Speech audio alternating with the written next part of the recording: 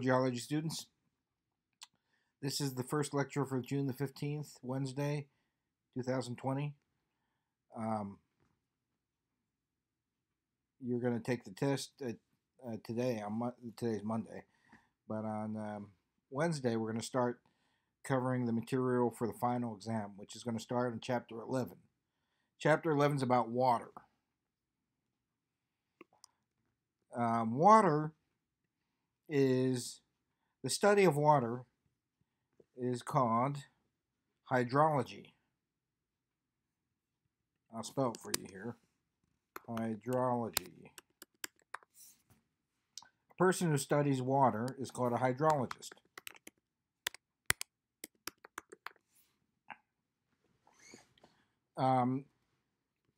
There is a lot of demand for hydrologists. Why? Because water is absolutely essential for the functioning of our country and our economy. We need fresh drinking water. We need water for to irrigate our crops. We need fresh water that's available at an affordable price for companies to manufacture their products. Otherwise, we can't keep our costs down and compete with the rest of the world. So we have more than 300 million people living in our country now. Just 50 years ago, there's only 200 million. So what that means is we produce more pollution. And getting clean water has become more and more difficult because of pollution and because of the needs of agriculture and industry and the rising population. Therefore, if you go to the University of Tennessee or any major university, there's programs in hydrology. You can go through it as a geologist or as a civil engineer, but the degree is going to get, you're going to have a good job when you come out, basically. And it's a very good job, an honorable job, a noble job to keep our water supply clean. We can do it. You can do it by working for the government or for working for industry. If you're working for the government, then you have to make sure that federal water laws are complied with.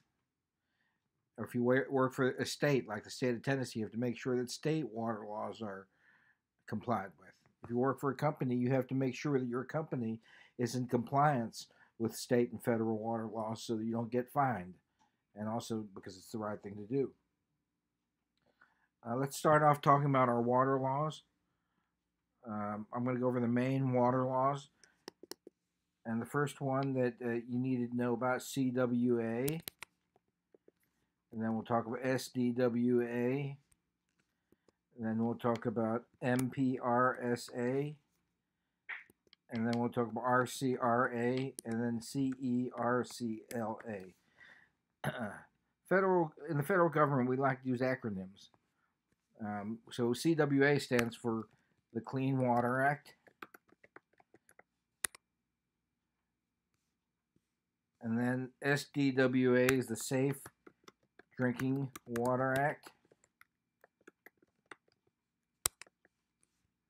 MPRSA is the Marine Protection, Research, and Sanctuaries Act. RCRA stands for the Resource Conservation and Recovery Act. And CERCLA is a long one here. The Comprehensive Environmental Response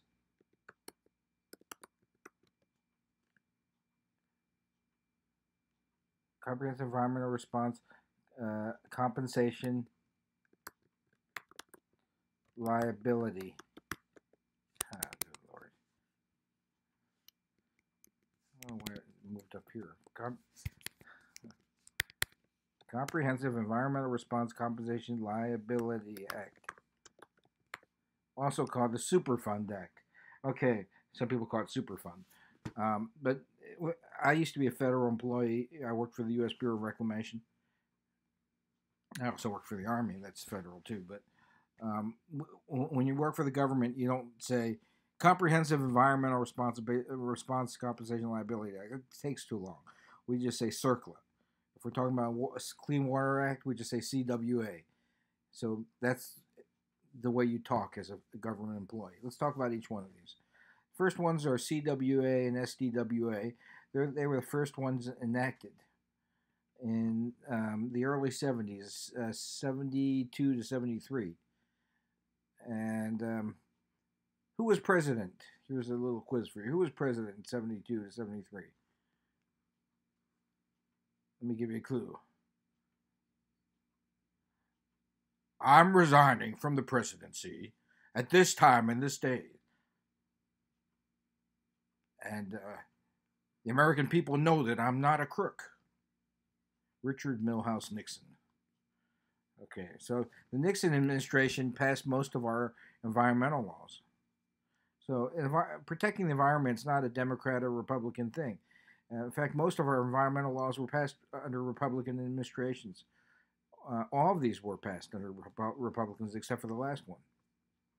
CWA stands for the Clean Water Act. SDWA stands for the Safe Drinking Water Act. The Clean Water Act was enacted to keep our lakes and rivers clean.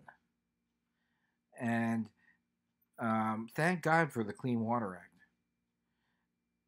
Before the Clean Water Act, our lakes and rivers, you'd go to them and you'd find garbage and you'd find syringes.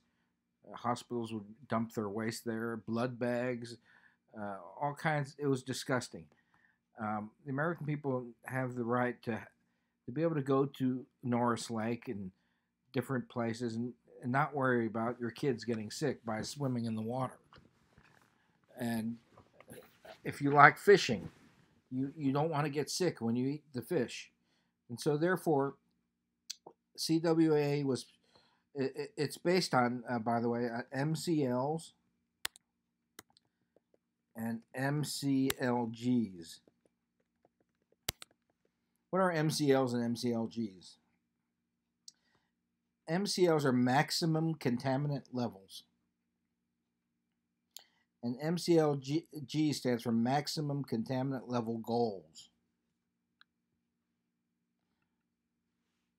So for every major pollutant, be it arsenic, which in small amounts can kill you, cyanide, small amounts will kill you as well, bacteria,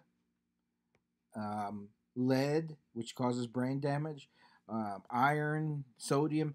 For every single possible contaminant, there's the maximum amount allowed in our lakes and rivers. That's called an MCL.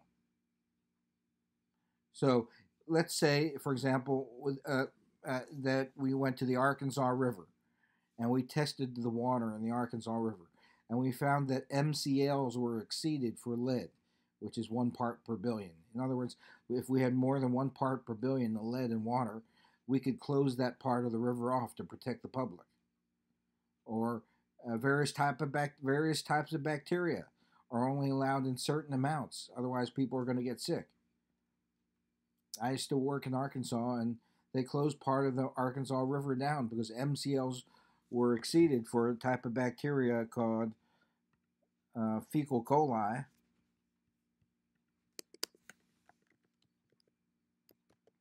And another type of bacteria called streptococci. And these bacteria were growing. They exceeded MCLs by more than 1,000 times in that stretch of the Arkansas River. And so I was part of that environmental cleanup. We had to close off that part of the river. It was disgusting. If you caught a trout or a perch in the river, or in the lake or the river, you would cut open the fish, and you could the flesh would be moving. There was so much bacteria in there. People were getting sick. So the EPA is responsible for enforcing all of these environmental laws. All of these environmental laws. The EPA enforces them, and they enforce the CWA by looking at the MCLs. So hydrologists go to all of our major rivers and lakes and make sure that MCLs are not exceeded. If MCLs are exceeded, that part of the lake or river is going to be shut off until the cleanup is done.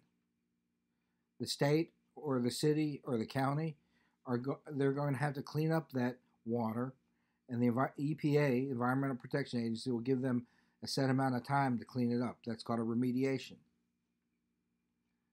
And then when the EPA comes back, they'll test again. And if they find that MCLs are still exceeded, they'll give the city and state or county a second warning. And then they'll give them a couple months to clean it up. If it's exceeded 3 times, then you get put on something called the NPL list. NPL stands for the National Priority List. The FBI has their 1,000 most wanted criminals, and the NPL is the country's 1,000 worst polluters. If you get put on the NPL list because you exceeded MCLs under CWA, you will get sued by the government. And the government has really good lawyers.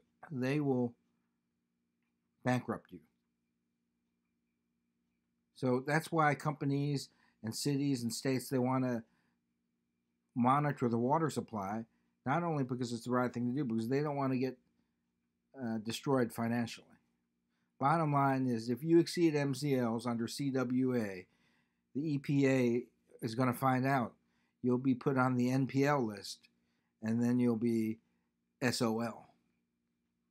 Okay, but there's a carrot and stick approach that the EPA uses to enforce these environmental laws like CWA, and the stick is the MCLs, but the carrot is the MCLGs. And MCLG standards are even stricter water quality standards. So maybe for lead, it's 1 part per trillion allowed. These are voluntary. If the state or the county meets these even cleaner water standards, federal grant money will be available to the state or the county. Now I like this approach because we're keeping our rivers and lakes clean through CWA, but we're also encouraging super clean water through voluntarily reaching MCLGs. SDWA is the Safe Drinking Water Act, and it protects the water that comes out of your faucet. The water that comes out of your faucet should be drinkable. You or your children or your parents, nobody should be getting sick by drinking tap water. Overall, we're doing a pretty good job compared to many other countries where it's not safe to drink the water. But any water that comes out of your faucet has gone through a water system. In other words, the water that's it's not like back in the days of the 13 colonies where we could just get water out of the river and drink it. Almost all of our water now that comes through our faucets is treated water. What's that mean? Well, it's recycled water. So, what's recycled water?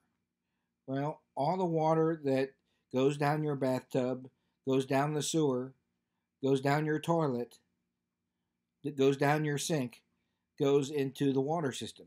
It could be for Clinton or Oak Ridge or Huntsville or wherever you live. And then that water gets sent to the water factory. At the water factory, the water is cleaned. How is it cleaned? Well, all that water is sent through tens of feet of sand, and the sand will remove most of the bacteria and most of the pollutants.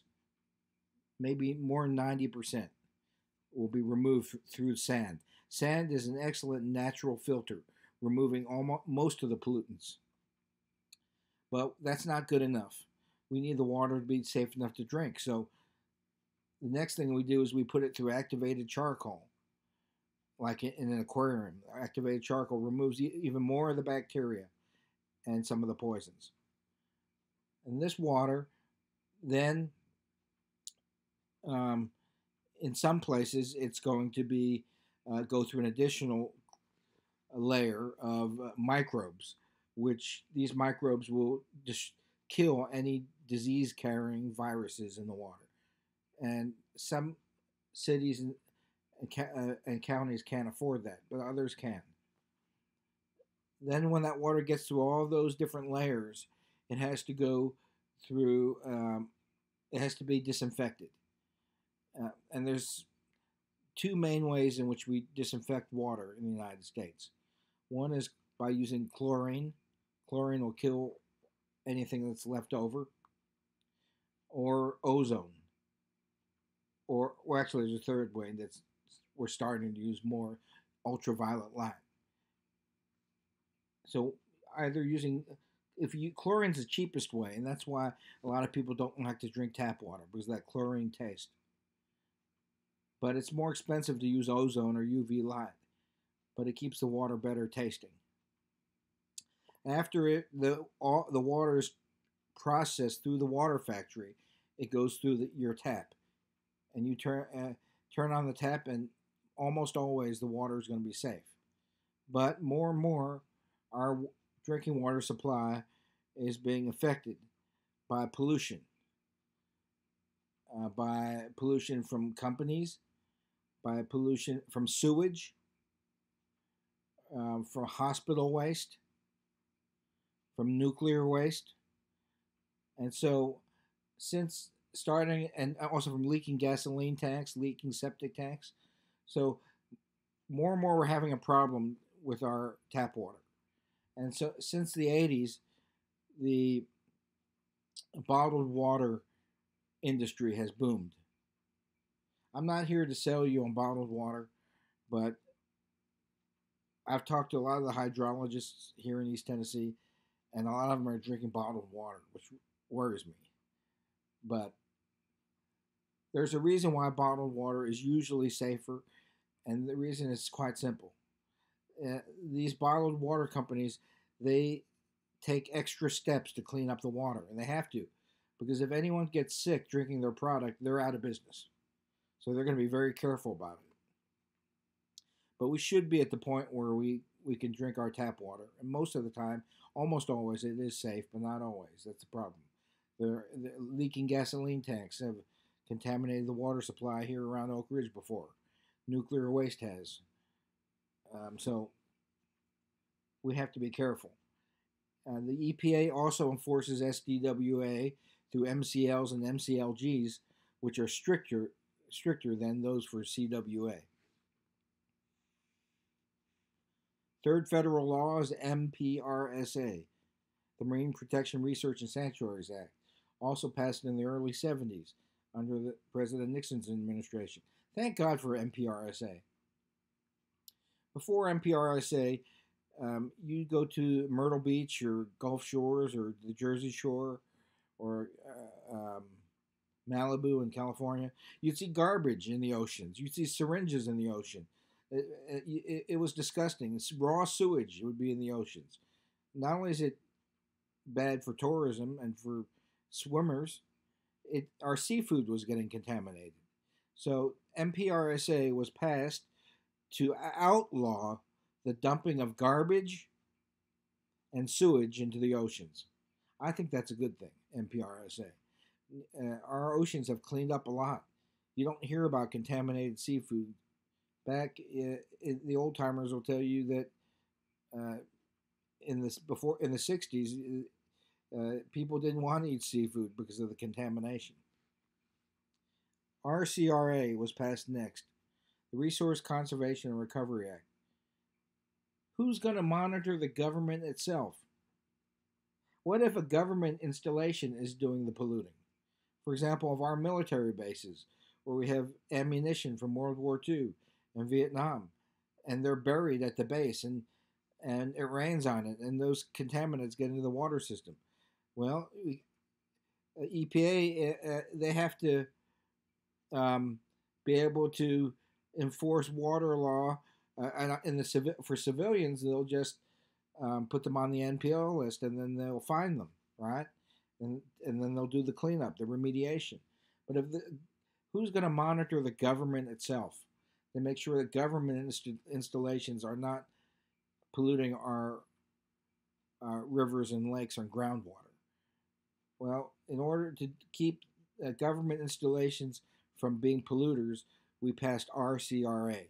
So the government monitors, EPA monitors other government land to make sure, and EPA land, to make sure that pollutants are not getting into our water system.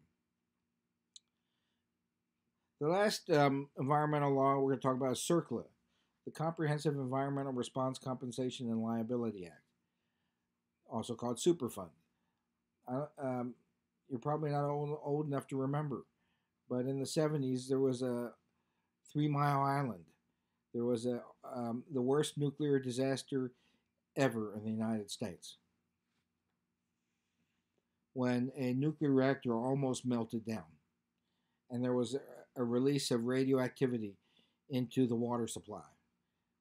And obviously, radiation causes cancer.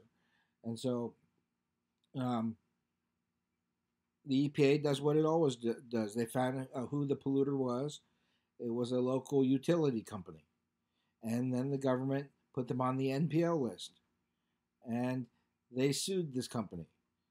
But this company went bankrupt because the cost of cleanup was way more than the cash reserves the company had. So, under the Carter administration, CERCLA was passed so that when there is an environmental catastrophe and the polluters are bankrupted, the federal government steps in and pays the bill. How do they pay it? They pay it through CERCLA. CERCLA is a super fund that all of these polluters pay into. It's just a pot of money they pay into every month, and that in an emergency, that money is used to pay for massive cleanups. And we need that because we don't want all of central Pennsylvania to be abandoned. We had to have some way of cleaning it up when the polluter itself goes bankrupt. And we do that through CERCLA, Comprehensive Environmental Response Compensation and Liability Act. So water, ever since the times of the Romans, we have realized that cities need lots of water. Clean water has to be provided to people who live out in the desert in Las Vegas. And the amount of water that we now have, we've changed. In the 1700s and the early 1800s in the United States, we got most of our water from rivers and lakes. But if we want to fulfill the demands of industry and agriculture and more than 300 million people in the United States, we could drain all the rivers and lakes and still not have enough. So we have to have another source of water. More and more, we are relying on groundwater, the water that's underground. So we're going to talk about groundwater. Hydrologists can be divided into two types. Those who study surface water, that means rivers and lakes, and those who study groundwater, that's underground water.